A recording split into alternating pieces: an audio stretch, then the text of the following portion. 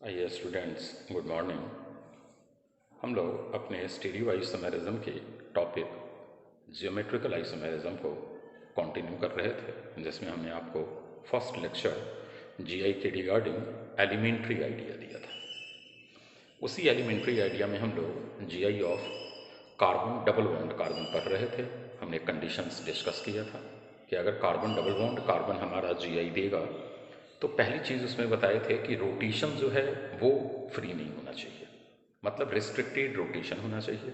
और दूसरा हमने आपको बताया था कि एटलीस्ट 2 स्टीरियो सेंटर होने चाहिए। स्टीरियो सेंटर हमने आपको बताया था कि जो दोनों sp2 हाइब्रिडाइज्ड कार्बन है आपका, उससे जो दोनों बॉन्डेड एटम होंगे वो डिफरेंट होने चाहिए। वही हमने कहा था कि एक्चुअली वो डिफरेंट होने से जियोमेट्रिकल मेजरमेंट हमारा डिफर होता है, जिससे हमारे 2 फॉर्म एटलिस्ट बनते हैं। और वो जो 2 फॉर्म था वो सिस और ट्रांस कहलाया था, जिसमें अगर सेम ग्रुप्स सेम साइड आ जाए तो हमने उसको सिस फॉर्म नाम दिया था, और अगर सेम ग्रुप्स अपोजिट साइड आ जाए तो हमने उनका ट्रांस नेम दिया था। फिर वहीं पर एक चीज़ हमने और कंटिन्यू किया था कि अगर कोई मॉलिक्यूल्स जीआई एग्जिबिट कर रहा है तो एटलीस्ट उसके 2 फॉर्म होंगे। इसका ये मतलब नहीं है कि ऑलवेज उसके 2 फॉर्म ही एग्जिस्ट होंगे। जैसे हमने एक एग्जाम्पल लिया था जिसमें हमारा जीआई 4 आ रहा था, और एक हमने एग्जाम्पल लिया था जिसमें हमारा जीआई 3 आ रहा था। हमने आपको होमवर्क दिया था कि आप उसे फॉर्म करके देखिएगा। वो 3 एरियल डिस्टेंस के बिहाफ पर आपको पता लग जाएगा कि जिसे आप एक्चुअल 4 कंसीडर कर रहे थे वो आपको 3 ही मिलना है। प्रीवियस वीडियो में हमारा ऑलरेडी बताया हुआ है वो सारी बात। अब हम लोग उसी टॉपिक को आगे कंटिन्यू कर रहे हैं। तो जैसा आप देख रहे होइएगा, टॉपिक का नाम ही लिखा हुआ है जियोमेट्रिकल आइसोमेरिज्म। सेकेंड लेक्चर है हमारा, और ये पहला टाइप जो अभी हम लोग डिस्कस कर रहे थे कार्बन डबल बॉन्ड कार्बन का, उसी को आगे कंटिन्यू कर रहे हैं। क्लियर? तो अब हमारे पास एक नई प्रॉब्लम आ गई, एक नई समस्या आ गई कि अगर हमारे पास कुछ एग्जाम्पल्स ऐसा हो, जैसे अभी हम बोर्ड पे देख रहे हैं, जैसे मान लीजिए carbon double bond carbon, fluorine, chlorine, bromine, iodine. तो आइए पहले कंडीशंस को देख ले कि क्या ये जीआई देने में एबल है या नहीं है। तो आइए, इस डबल बॉन्ड के अराउंड रोटेशन फ्री नहीं है, फर्स्ट कंडीशन ओकेड है। सेकंड कंडीशन sp2 से दोनों बॉन्डेड एटम डिफरेंट होने चाहिए, है ये डिफरेंट। sp2 से दोनों बॉन्डेड एटम डिफरेंट होने चाहिए, है डिफरेंट। जीआई तो देगा। अब समस्या है कि सर या सिस फॉर्म है या ट्रांसफॉर्म है। तो इसका एक्चुअली एक नया नेमिंग आया था, और वो नया नेमिंग था EZ सिस्टम। तो हम लोग अब EZ पढ़ रहे हैं मेनली। तो हम यहाँ टॉपिक का नाम दे देते हैं E, Z नॉमेनक्लेचर।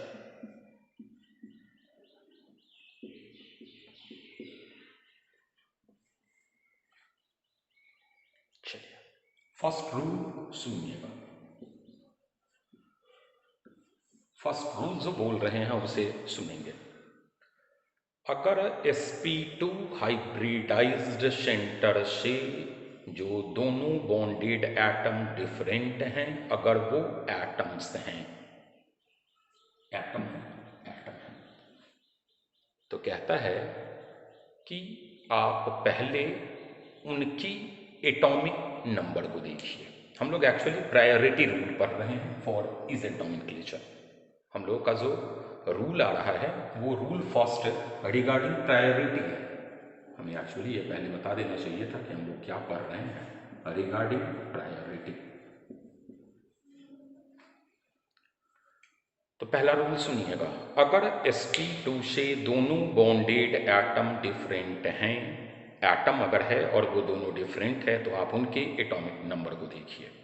जिनकी एटॉमिक नंबर हाइयर है, प्रायोरिटी वाइज वो हाइयर होगा। तो आइए देखा जाए, फ्लोरीन का एटॉमिक नंबर 9 होता है और क्लोरीन का एटॉमिक नंबर 17 होता है।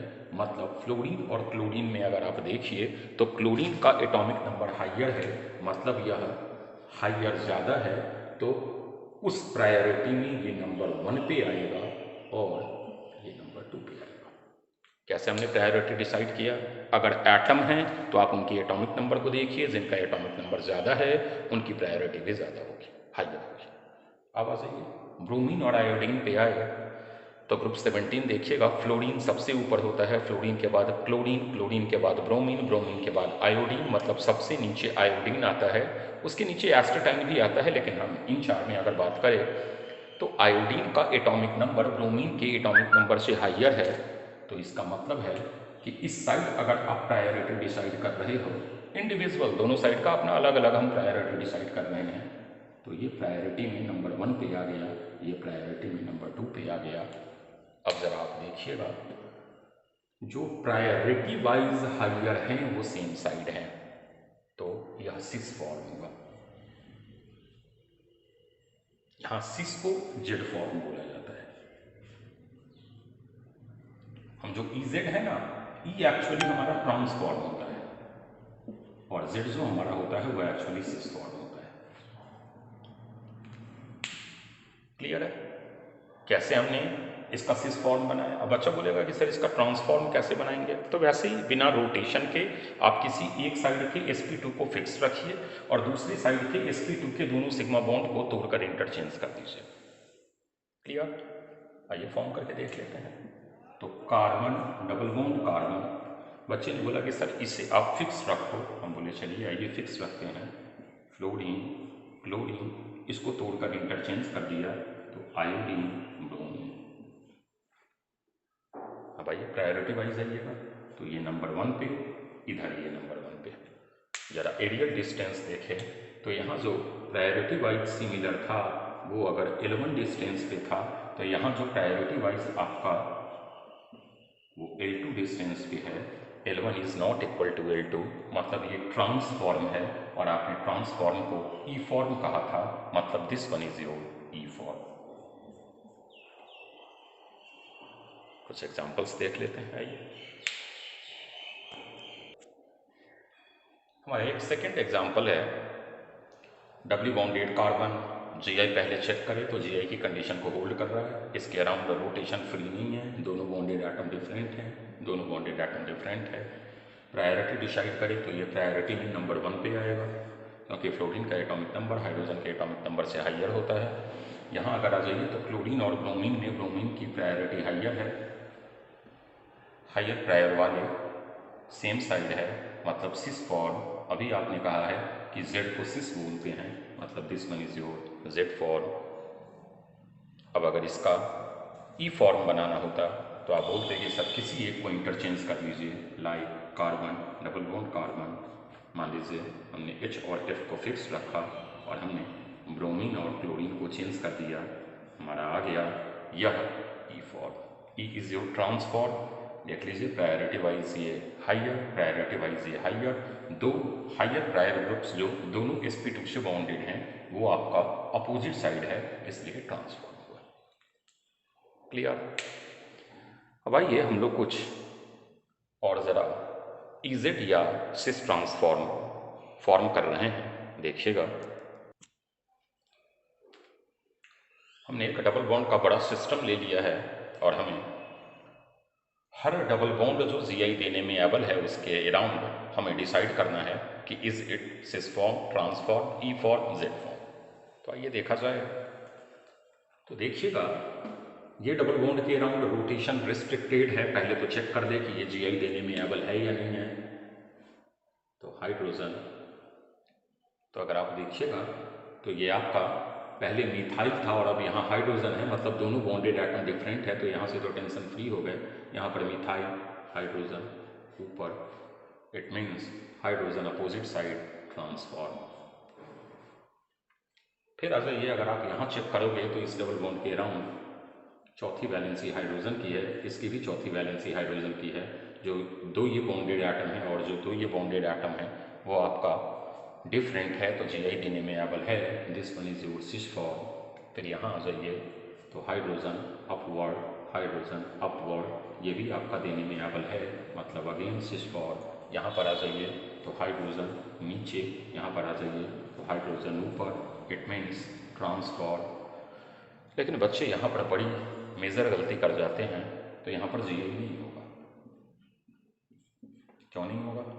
तो वैसे भी हमने अर्लियर आपको बताया हुआ था कि टर्मिनल लास्ट में अगर डबल बॉन्ड आ जाए तो Gi की पॉसिबिलिटी नहीं होती, क्योंकि sp2 हाइब्रिडाइज्ड कार्बन से जो दोनों बॉन्डेड एटम डिफरेंट होनी चाहिए उस कंडीशन को ये होल्ड नहीं करता। तो आइए तो ज़रा देखा जाए, यहाँ हमारा C है कार्बन टेट्रावलिन, तो उसके लिए 2 हाइड्रोजन आ गया। तो ऑब्वियस सी बात है कि यहाँ पर तो 2 बॉन्डेड एटम हमारा डिफरेंट है, लेकिन यहाँ पर कोई भी 2 बॉन्डेड एटम डिफरेंट नहीं है, तो इसलिए यहाँ पर Gi की पॉसिबिलिटी नहीं है, मतलब ये स्टीरियो सेंटर नहीं है। अब अगर स्टीरियो सेंटर की बात करें तो 2 यहाँ स्टीरियो सेंटर, 2 यहाँ स्टीरियो सेंटर, 2 यहाँ स्टीरियो सेंटर, 2 यहाँ स्टीरियो सेंटर। क्लियर है? अब एक नई बात और बता रहे हैं, ज़रा केयरफुली सुनिएगा। स्टीरियो आइसोमेरिज्म में अगर आप स्टीरियो आइसोमेरिज्म की बात कर रहे हो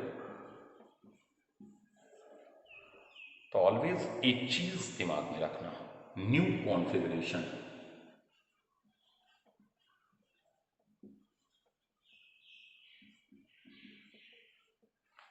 इज ऑब्टेन्ड, एक नया कॉन्फ़िगरेशन मिलता है।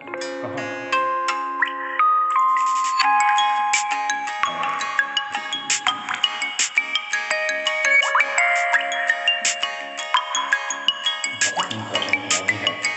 इसे जरा क्लियर आप कीजिएगा, ये बहुत इंपॉर्टेंट लाइन है आपका, कि जब कभी भी आप स्टीरियो आइसोमेरिज्म अगर डिस्कस कर रहे हो तो कॉन्फ़िगरेशन आपको स्टीरियो सेंटर के अराउंड ही सोचना है। स्टीरियो सेंटर के अलावा स्टीरियो आइसोमेरिज्म में कहीं पर भी स्टीरियो आइसोमेरिज्म की पॉसिबिलिटी नहीं होती। जैसे देखिएगा, ये स्टीरियो सेंटर था तो आपने कॉन्फ़िगरेशन सोचा ट्रांस, जिसकी चांस है बना सकते हो। स्टीरियो सेंटर है तो आपने यहीं पर कॉन्फ़िगरेशन सोचा है सिस है, स्टीरियो सेंटर है आपने यहीं पर सोचा है सिस फॉर्म, स्टीरियो सेंटर है आपने यहीं पर सोचा है ट्रांसफॉर्म, यहाँ पर स्टीरियो सेंटर नहीं है, आप सिस और ट्रांस नहीं लिख रहे हो।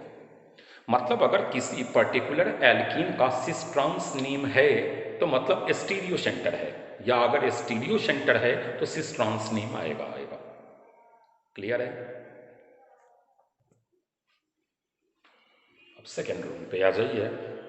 तो हम लोग प्रायोरिटी डिसाइड करने के रिगार्डिंग सेकेंड रूल पे आ रहे हैं कि अगर डबली बॉन्डेड कार्बन से ग्रुप ऑफ एटम्स लगा हुआ हो, जैसे देखिए ग्रुप ऑफ एटम्स है, NH2 है, मिथाइल है, यहाँ ये खैर एटम है लेकिन ये ग्रुप ऑफ एटम्स है, तो प्रायोरिटी कैसे डिसाइड करते हैं? तो कहता है कि पहला एटम देखो जो sp2 से जुड़ा हुआ है, फर्स्ट एटम को चेक कीजिए जो sp2 से जुड़ा हुआ है, वह फर्स्ट एटम जिसकी एटॉमिक नंबर हाइयर है उसकी प्रायोरिटी हाइयर होगी। तो आइए पहले हम यहाँ देखें, फर्स्ट एटम नाइट्रोजन है, फर्स्ट एटम कार्बन है। sp2 से जुड़ा हुआ जो दोनों बॉन्डेड एटम्स हैं या ग्रुप ऑफ एटम्स हैं, उनकी फर्स्ट एटम को देखिए जिसकी atomic number higher, priority wise higher. तो इनका एटॉमिक नंबर हाइयर है कार्बन से, इसलिए प्रायोरिटी वाइज ये नंबर 1 पे आ गया, प्रायोरिटी वाइज ये नंबर 2 पे आ गया। हम लोग इंडिविजुअली प्रायोरिटी डिसाइड कर रहे हैं, ऐसे प्रायोरिटी डिसाइड नहीं कर रहे हैं, ऐसे कर रहे हैं। इसका भी रूल हमने फर्स्ट लेक्चर में आपको बताया हुआ है। फिर आ जाइए यहाँ पर आइएगा तो फर्स्ट एटम ऑक्सीजन है, फर्स्ट एटम हाइड्रोजन है, प्रायोरिटी वाइज ये नंबर 1 है, प्रायोरिटी वाइज ये नंबर 2 है। First priority wise opposite side है, मतलब trans form, trans form is your E form, तो this one is your E form. बार बार हम एक ही चीज़ बता रहे हैं कि अगर स्टीरियो सेंटर है तो वहाँ कॉन्फ़िगरेशन होगा। चूँकि Gi आप पढ़ रहे हो तो Gi के कॉन्फ़िगरेशन का नेमिंग सिस ट्रांस या EZ होता है। यही ऑप्टिकल में हम लोग रहेंगे तो उसका नेम सिस ट्रांस नहीं आएगा, उसका अलग नेम आ जाएगा, उसका D फॉर्म आएगा, L फॉर्म आएगा, इधर R बोलो, S बोलो, एक्सेट्रास, वो ऑप्टिकल में जानेंगे। लेकिन अगर सिस ट्रांस नेमिंग है तो वहाँ स्टीरियो सेंटर का प्रेजेंस एसेंशियल है, इस चीज़ को समझना है। बढ़े आगे। अब आते हैं रूल थर्ड पे, या इस पे एक एग्जाम्पल और देख लेते हैं फिर आते हैं रूल थर्ड पे। अगला हमारा एक एग्जाम्पल है, मिथॉक्सी ग्रुप है, OCH3 फ्लोरीन NH2OH। हमें प्रायोरिटी डिसाइड करना है तो हम लोग इंडिविजुअली पहले प्रायोरिटी डिसाइड कर लें। मान लीजिए इसका प्रायोरिटी ऐसे, इसका प्रायोरिटी ऐसे। ऑक्सीजन और फ्लोरीन में फ्लोरीन का एटॉमिक नंबर हाइयर होता है, तो ये आ गया नंबर 1 पे, ये आ गया नंबर 2 पे, यहाँ पे आ जाइए ऑक्सीजन और नाइट्रोजन में, तो ऑक्सीजन का एटॉमिक नंबर हाइयर होता है नाइट्रोजन से, प्रायोरिटी वाइज ये नंबर 1 पे, प्रायोरिटी वाइज ये नंबर 2 पे। Same prior groups same side है, higher prior group same side है, that is why cis form, cis का मतलब जेड होता है, मतलब again it is a Z form. Clear? अब जरा हम लोग थर्ड रूल पे आ जाएं।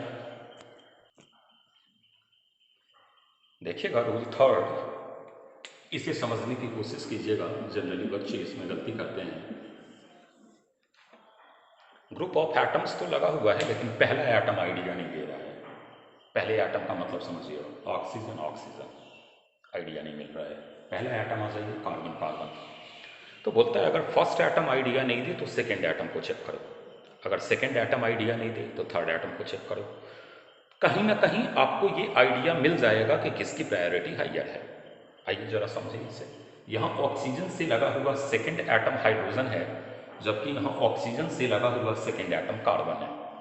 अब कार्बन की एटॉमिक नंबर हाइड्रोजन से ज़्यादा होती है, तो इसका प्रायोरिटी सेकेंड एटम डिसाइड कर रहा है। सेकेंड एटम के प्रायोरिटी डिसाइड करने के कारण इसकी प्रायोरिटी हाइयर है एज कॉम्पेयर टू OH। तो ये आपका आ जाएगा नंबर 1 पे, ये आपका आ जाएगा नंबर 2 पे। अब आ जाइए इस साइड है, पहला एटम आइडिया नहीं दे रहा है।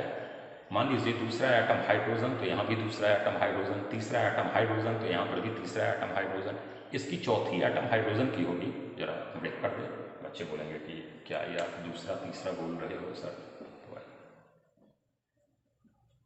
थोड़ा ब्रेक कर दिया है हमने ताकि आपकी समझ में आ जाए। कार्बन से यहाँ तीनों हाइड्रोजन एटम बॉन्डेड है, जबकि कार्बन से यहाँ 2 हाइड्रोजन एटम बॉन्डेड है, तो एक एटम कार्बन है। डिफरेंस देखिए। अब हाइड्रोजन की एटॉमिक नंबर कार्बन से ज़्यादा होती है, तो that is why priority wise ये आपका नंबर 1 पे आया और ये प्रायोरिटी वाइज नंबर 2 पे आया। फिर दो same prior groups, higher prior group same side हैं, तो अगेन सिस फॉर्म, और यहाँ सिस को जेड फॉर्म बोला जाता है, मतलब this one is Z form. एक दो और एग्जाम्पल देख ले। देखिए जीआई के कंडीशन को ये होल्ड कर रहा है, कैसे होल्ड कर रहा है, तो आइए देखा जाए। जो दोनों बॉन्डेड एटम है वो डिफरेंट है, जो दोनों बॉन्डेड एटम है वो डिफरेंट है। इस डबल बॉन्ड के अराउंड रोटेशन रिस्ट्रिक्टेड है, जीआई की पॉसिबिलिटी है क्योंकि स्टीरियो सेंटर है। अगर स्टीरियो सेंटर है तो सिस्ट्रांस नेम आएगा। अब वो सिस्ट्रांस इजेड में कन्वर्ट हो जाए वो अलग बात है, लेकिन सिस्ट्रांस की पॉसिबिलिटी है। चेक करें कैसे। तो आइए प्रायोरिटी देखें, तो कार्बोनिल कार्बन आइडिया नहीं दे रहा है, लेकिन यहाँ पर हाइड्रोजन है, यहाँ पर कार्बन है, कार्बन का एटॉमिक नंबर हाइड्रोजन से ज़्यादा होता है। इट मीन्स ये नंबर 1 पे, ये नंबर 2 पे। यहाँ पर आ जाइए, मान लीजिए C डबल बॉन्ड O तक आइडिया नहीं मिल रहा है, लेकिन ये वाली हाइड्रोजन की वैलेंसी है, जबकि ये वाला बॉन्डेड एटम कार्बन है। कार्बन का एटॉमिक नंबर हाइड्रोजन से ज़्यादा होता है, अगेन ये 1 ये 2। अब ये मत सोचना कि सर आप मोस्टली एग्जाम्पल्स में जेड फॉर्म ही क्यों बना रहे हो, ये फॉर्म भी इसका मिलेगा, स्टीरियो सेंटर है तब तो दोनों पॉसिबिलिटी है। तो अब अगर आ जाइए तो फिर हमारा same prior group, higher prior group same side है, अगेन सिस फॉर्म का मतलब जेड फॉर्म, मतलब this one is Z form. Hopefully अब हम लोग इजेड कैसे डिसाइड करते हैं ये समझ में आ गया होगा। एक और बात अभी फिलहाल याद रखिएगा, आगे प्रूफ देंगे। कार्बन ट्रिपल बॉन्ड कार्बन की प्रायोरिटी ज़्यादा होती है कार्बन डबल बॉन्ड कार्बन से, और कार्बन डबल बॉन्ड कार्बन की प्रायोरिटी ज़्यादा होती है कार्बन सिंगल बॉन्ड कार्बन से। हमने ऐसा कहीं नहीं कहा कि ये प्रायोरिटी वाइज नंबर 1 पे होता है, नहीं। इन तीनों में अगर आप कंपेयर कर रहे हो तो triply bonded carbon doubly bonded carbon से ज़्यादा प्रायर है, और doubly bonded carbon singly bonded carbon से ज़्यादा प्रायर है। ये प्रायोरिटी सीक्वेंस है।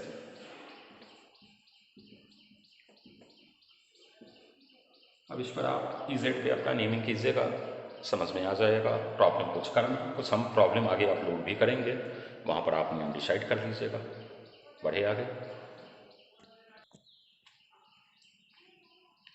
अब हमारा जीआई का दूसरा टाइप आ रहा है ज्योमेट्रिकल आइसोमेरिज्म इन साइक्लोएल्कीन। हमने कुछ साइक्लोएल्कीन फॉर्म किया हुआ है, cyclopropene, butene, propene etceteras.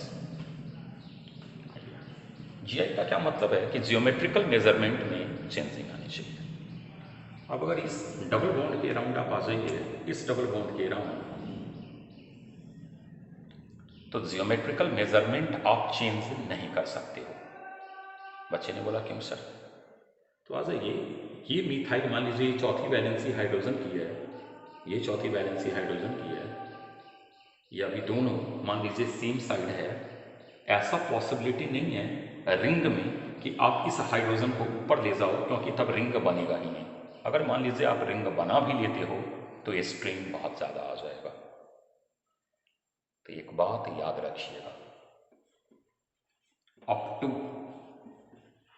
7 membered ring, 7 membered ring तक जो 7 मेंबर्ड तक हमारा बना हुआ है, GI is not possible, GI is not possible around carbon double bond carbon. बहुत इंपॉर्टेंट लाइन है। इस डबल बॉन्ड के अराउंड GI की पॉसिबिलिटी नहीं, इस डबल बॉन्ड के अराउंड GI की पॉसिबिलिटी नहीं, इस डबल बॉन्ड के अराउंड GI की पॉसिबिलिटी नहीं, इस डबल बॉन्ड के अराउंड GI की पॉसिबिलिटी नहीं, इस डबल बॉन्ड के अराउंड GI की पॉसिबिलिटी नहीं। लेकिन 8 से पॉसिबिलिटी हो सकता है, क्योंकि अगर रिंग साइज बढ़ जाए तो आप जिगजैग उल्टा सीधा करके एरियल डिस्टेंस चेंज करके रिंग को जोड़ सकते हो। बच्चा बोलेगा कि सर 7 मेंबर्ड में भी तो हमारा कार्बन चेन ज़्यादा है, तो क्या हम जिगजैग करके अटैच नहीं कर सकते हैं? क्या कर सकते हैं, लेकिन जो आपका जिगजैग जोड़ने के बाद आपका स्ट्रक्चर आएगा वो हाईली अनस्टेबल होगा, क्योंकि इसमें स्ट्रेन बहुत ज़्यादा होगा। और अगर स्ट्रेन बहुत ज़्यादा है तो मॉलिक्यूल्स एग्जिस्ट ही नहीं करेगा। मतलब रूम टेम्परेचर पर ही स्ट्रेन में है जो उसे एनर्जी मिल रही होगी, उस एनर्जी से वो अपने आप को रीएडजस्ट इस फॉर्म में कर देगा, क्योंकि ये फॉर्म ज़्यादा स्टेबल है एज कम्पेयर टू जो आपने जिगजैग जोड़कर एक अनस्टेबल फॉर्म बनाया है। तो ऑलवेज दिमाग में रखना है कि अप टू 7 मेंबर्ड रिंग तक में डबल बॉन्ड के अराउंड GI की पॉसिबिलिटी नहीं होती, क्योंकि हर फॉर्म सिस की तरह दिखता है, सेम साइड। आप इसमें इनका एरियल डिस्टेंस जो है या ज्योमेट्रिकल मेजरमेंट जो है वो चेंज नहीं कर सकते हो। हाँ, 8 मेंबर्ड वगैरह से आपका GI का पॉसिबिलिटी आएगा। फिर वैसे ही देखेंगे कि अगर वो सेम साइड है तो सिस फॉर्म है, अगर वो ऑपोजिट साइड है तो ट्रांसफॉर्म है, एक्सेट्रा। क्लियर? अब हम लोग तीसरे टाइप पे आ रहे हैं, ज्योमेट्रिकल आइसोमेरिज्म इन ऑक्साइन। ऑक्साइन होता क्या है ये हमने आपको बताया। कार्बन डबल बॉन्ड नाइट्रोजन जो होते हैं उनको ऑक्साइन बोला जाता है। क्लियर? एल्डिहाइड कीटोन में ऑक्साइन का हमारा फॉर्मेशन है। जब हमारा रिएक्शन मैकेनिज्म वाला पार्ट का वीडियो देखिएगा वहाँ पर आप ऑक्साइन से क्लियर होइएगा, वहाँ पर बाकायदा इसकी फॉर्मेशन वगैरह बताई जाएगी, कैसे होता है, कैसे फॉर्म होता है, वो बात की बात है। पहले अभी पहचानने का सिंपल तरीका कि दिस वन इज योर ऑक्साइन। अब ऑक्साइन को फर्दर हमने क्लासीफाई कर दिया है एल्डो ऑक्साइन और कीटो ऑक्साइन। क्या है एल्डो ऑक्साइन और कीटो ऑक्साइन, पहले जरा वो समझ लें।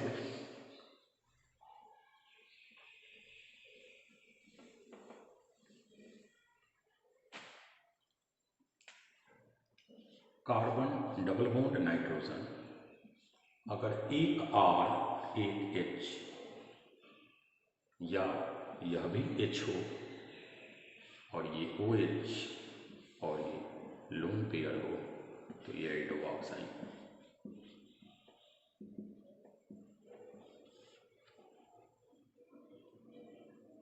कीटो ऑक्साइन क्या है? तो ये एल्डिहाइड पार्ट आ गया, तो यहाँ दोनों कार्बन से एल्काइल ग्रुप जुड़े होंगे, R हो या R या R डैश हो, डबल बॉन्ड सॉरी यहाँ N आएगा, NOH हो, this one is your keto ऑक्साइन।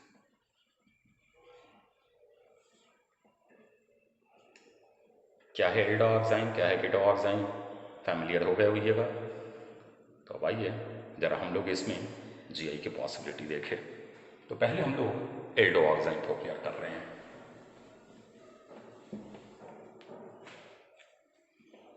Carbon double bond nitrogen OH H, इसके around rotation restricted, first condition hold हो रहा है, second condition each sp2 hybridized centre से दोनों बॉन्डेड एटम डिफरेंट होनी चाहिए। H और H सेम आ गया, GI नहीं देगा, zero stereo centre, tension free. अब हम लोग आ गए C double bond N OH, methyl hydrogen.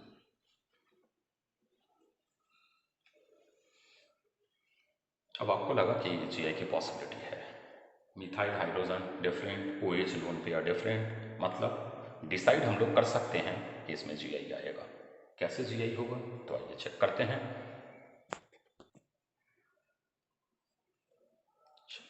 Aldo oxide में कार्बन से H और नाइट्रोजन से OH, देखो H और OH को चेक किया जाता है। अब जरा बताइए ये अपोजिट साइड या सेम साइड, तो अपोजिट साइड। अपोजिट साइड का मतलब ट्रांस।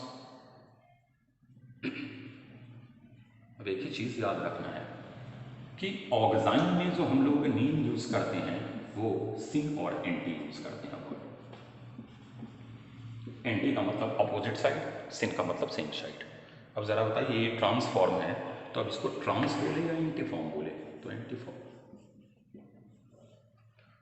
अब बच्चे ने बोला कि सर इसका सिन फॉर्म कैसे बनेगा, तो H और OH डबल बॉन्ड के अराउंड सेम साइड आनी चाहिए। यहाँ डबल बॉन्ड के अराउंड H और OH अपोजिट साइड पे है, ये देखिए अपोजिट। अब इसका सिन फॉर्म बनाना है, बना सकते हैं। कार्बन डबल बॉन्ड नाइट्रोजन, मान लीजिए मिथाइल हाइड्रोजन। बच्चे ने बोला कि सर OH को डाउनवर्ड ले आओ, लोन पेयर को अपवर्ड ले जाओ।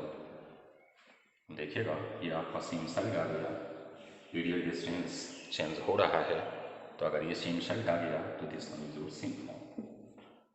कोई बहुत बड़ी बात नहीं बताया कि भैया ऑक्साइन में जैसे एल्किन में भी आप देखे हो EZ एक नया सिस्टम आया था, वैसे ही ऑक्साइन में सिस्ट्रॉन्स को एक नए नेम से सिन और एंटी से बोला जाता है।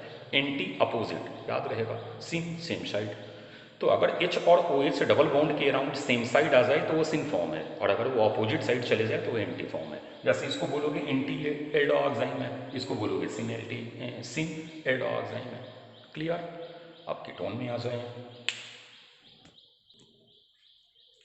आ गए कीटो ऑक्साइन में।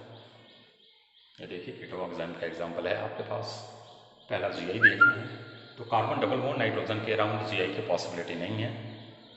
क्यों नहीं है, क्योंकि मिथाइल और मिथाइल सेम है। रिस्ट्रिक्टेड रोटेशन के कंडीशन को तो ये होल्ड कर रहा है, लेकिन ये मिथाइल सेम, GI नहीं है, कट कर दिया। GI नहीं है मतलब स्टीरियो सेंटर भी नहीं है, मतलब कोई सिन एंटी नेम नहीं आएगा। अब जरा हम एग्जांपल चेंज करें, हम यहाँ ले आते हैं इथाइल।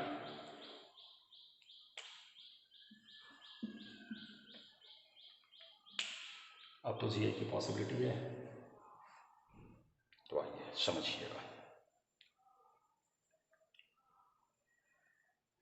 Me और OH के लिए ये सेम साइड है, तो ये सिन कीटो ऑक्साइन है, और इथाइल और OH के लिए ये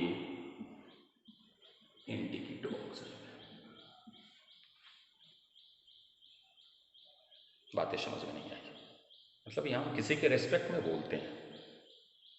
एक एग्जांपल देख लें, carbon double bond nitrogen OH lone pair, ये हमको दे दिया CH2 CH3, और ये हमको दे दिया CH2 CH2 CH3, ethyl and propyl.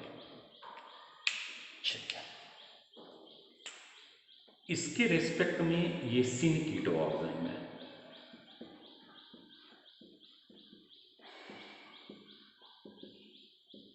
क्योंकि OH और इथाइल सेम साइड है, लेकिन इसके रेस्पेक्ट में ये एंटी कीटो ऑक्साइन है।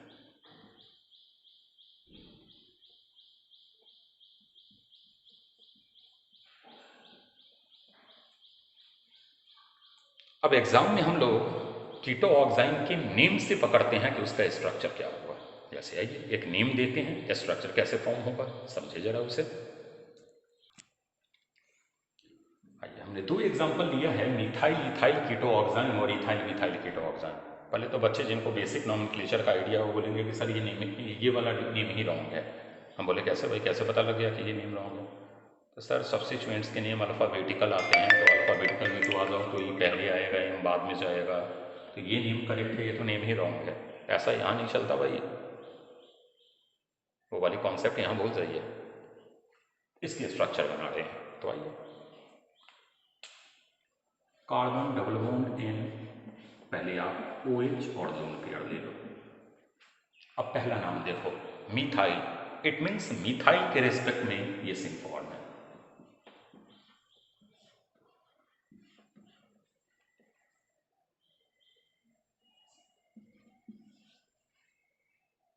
अब आइए सेकेंड नेम देखें, समझ में आ गया होगा। कार्बन डबल बॉन्ड नाइट्रोजन, पहले आप OH और लोन पेयर बना लीजिए। अब जरा बताइए पहले कौन है, इथाइल की मिथाइल? इथाइल, मतलब इथाइल के रेस्पेक्ट में सिंक फॉर्म, इथाइल।